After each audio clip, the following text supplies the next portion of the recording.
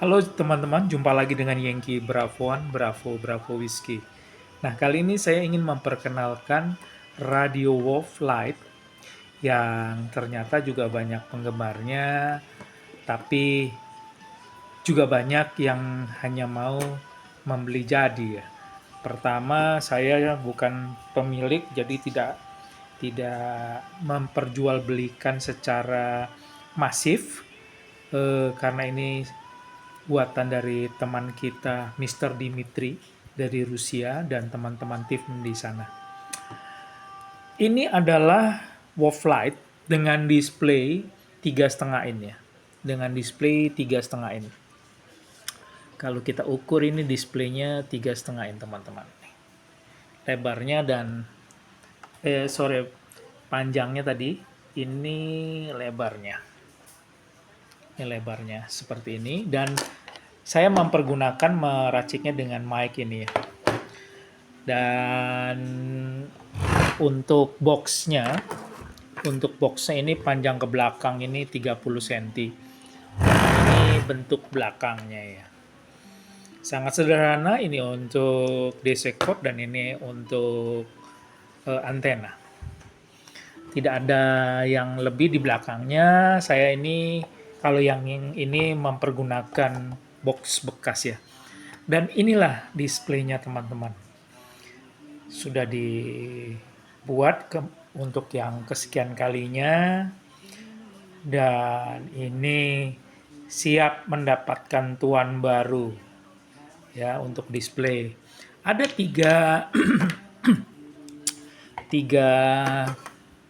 PCB sebenarnya yang asli dari sana. Ini adalah rangkaian untuk power amplinya sebesar 20 watt dan ini adalah motherboardnya. Motherboardnya ini belum muncul untuk komponen utama karena sedang on the way didatangkan dari China. Ini dan ini yang kecil ini. Nah, ini saya dekatkan yang kecil ini ya teman-teman ya, yang dekat ini.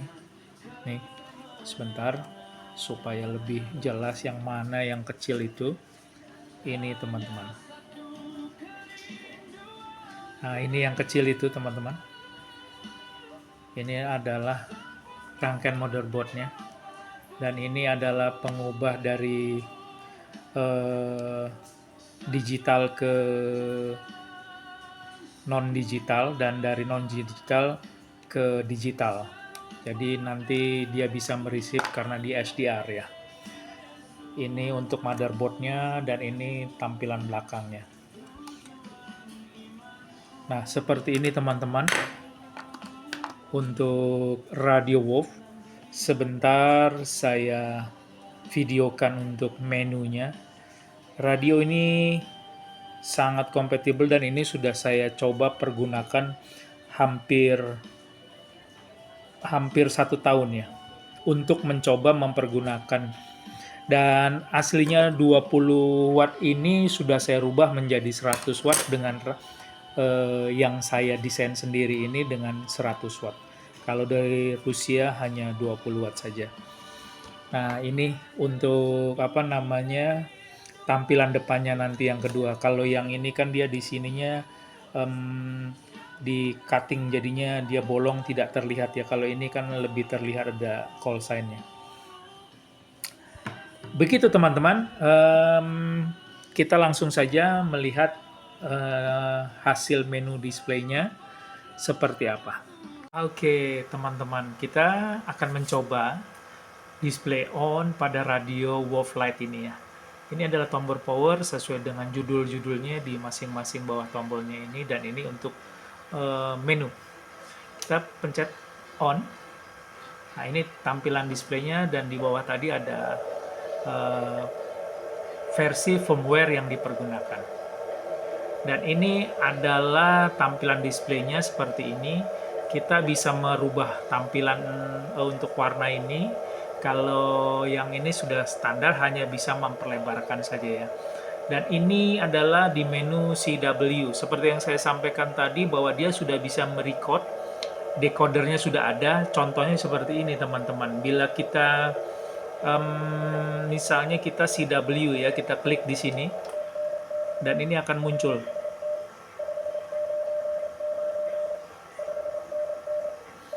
Kita tambah sedikit volumenya. Seperti itu teman-teman. Kita coba sekali lagi ya. Ini.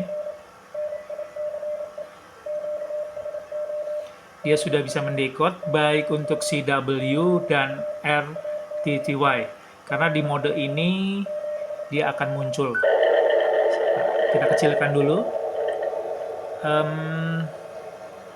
Ini untuk modenya itu bisa digital U dan digital LSB, NFM, AM dan LSB, kemudian CW. Kalau untuk RTTY ini kita pencet agak lama, setelah di digital U kita pencet agak lama, dia akan muncul RTTY seperti ini, dan parameternya akan berubah. Dan ini sudah muncul, ini bukan dekotan ya, maksudnya karena ada RF yang masuk, dia mendekode. Bila ada yang CQ atau ada yang sedang transmit, dia akan mendekode di sini. Dan radio ini sebenarnya untuk motherboardnya sudah sampai di 6 meter, cuman karena saya pergunakan power ampli-nya tidak sampai di 6 meter, jadi dia tidak bisa TX. Kalau RX bisa untuk di 6 meter. Jadi ini sudah 0 sampai 32 MHz ya. Jadinya bisa dipergunakan di bandwidth HF semuanya. Dan untuk power. Nah, untuk power teman-teman, kita tinggal pencet ini PTT. Ketika PTT dipencet akan seperti ini dan kita putar saja. Akan muncul itu di atasnya ini. Power 5 sampai seperti yang kita butuhkan. Dia akan bisa keluar dari QRP sampai 100 watt. Kebetulan ini bisa sampai keluar 120-110 watt ya. Jadi ya agak lumayan teman-teman. Untuk kegiatan amatir di Indonesia sudah lumayan lah ya, dan di atas rata-rata. Bila diskalakan internasional, Barefoot ini sudah sangat baik dan bisa dipergunakan. Saya sudah pergunakan ini untuk kontes CQWW, QRP, dan bisa menghasilkan inputan yang baik dan output yang baik. Kita coba ke menu. Sebelum ke menu kita coba dulu ya, seperti apa sih. Ini saya gunakan stereo speaker.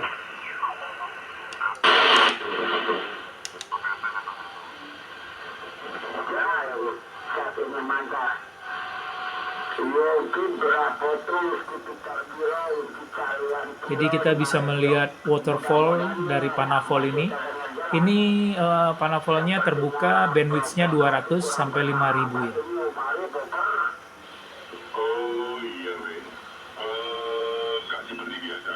Perhatikan kualitas audio yang dihasilkan akan sangat berbeda pada setiap stasiun yang memancar, karena ini radio SDR. Nah, ini aku masih barefoot, Be. Nah, coba kalau kita geser nih yang lebih besar sinyalnya.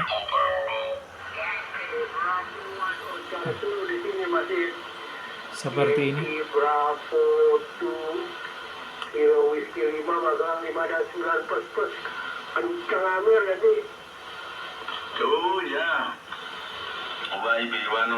Jelas ini mempergunakan power yang tidak seperti biasanya tentunya ya. Di atas Barefoot dengan kualitas waterfall seperti ini.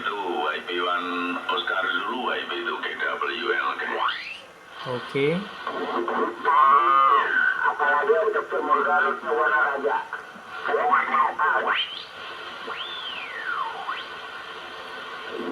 Oke, kita akan berubah ke menu.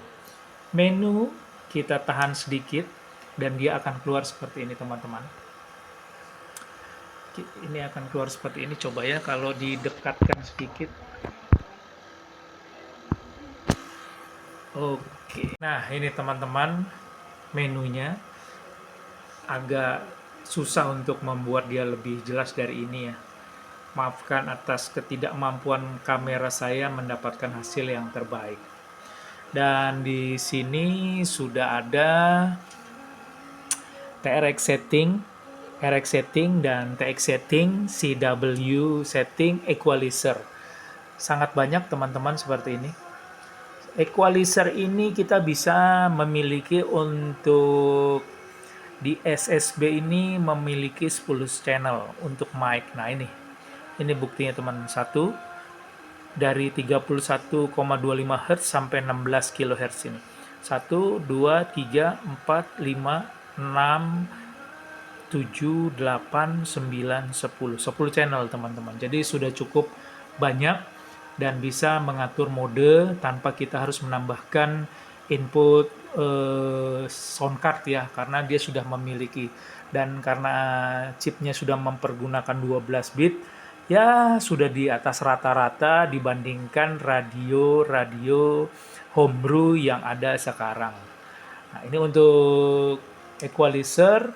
Lalu untuk filter kita bisa mengatur bandwidth-nya itu sampai 8 kilo. Sampai maksimal 8 kilo ya. Dari 0 sampai 8 kilo untuk TX dan RX. Kemudian banyak lagi sistem yang bisa kita lihat, dan ini adalah sistem info dari datanya sendiri. Kok lama-lama dia tidak jelas ini. Nah ini yang terbaik lagi yang sudah saya adjust lagi. Hasilnya seperti ini untuk kameranya. Ini STM2 firmware-nya kita mempergunakan 11.5, dan untuk light ini sudah maksimal, sudah berhenti. Untuk di 11.5 FPGA-nya mempergunakan versi 8, dan ini bila ditambah WiFi kita bisa mempergunakan WiFi. Jadi WiFi itu gunanya untuk bisa kita masuk ke apa namanya cluster ya. Dan kemudian ada untuk setting di sini apa IQ pace dan ADC minimalnya untuk setting menunya. Dan terdapat juga sistem menu yang rahasia yang bisa kita tampilkan dengan memencet lama, seperti di bawah ini muncul calibration, dan juga di sini akan muncul band yang akan kita pergunakan. Kita bisa buka, kita bisa tutup. Di 4 meter band kita bisa buka, di 6 meter band kita bisa buka, dan kalau di ini tidak bisa ya di 2200 karena memang tidak diatur sampai ke sana. Kemudian kontrol, kita bisa mempergunakan dua kontrol menu radio dari FT450 dan Kenwood 2000 berapa ya? Ini TS 2000. Oke, dengan TS 2000. Semoga masih bisa terlihat dengan jelas ini. Saya mundurin, saya majuin. Sama aja ya. Oke teman-teman, intinya dari pengenalan ini saya ingin memberitahukan juga kalau untuk mengecek audio sendiri dia bisa dilakukan. Jadi audio kita bisa kita dengar sendiri via mic dan muncul di speakernya. Dan bisa muncul di speakernya. Kemudian kalau kita mau setting frekuensi, kita bisa adjust untuk hardware-nya ini, VC ISO correction-nya kita bisa adjust, dan semuanya kita bisa adjust. Selain kita bisa adjust sendiri, kita juga bisa mempergunakan fasilitas di sini. Ada apa ya namanya ya?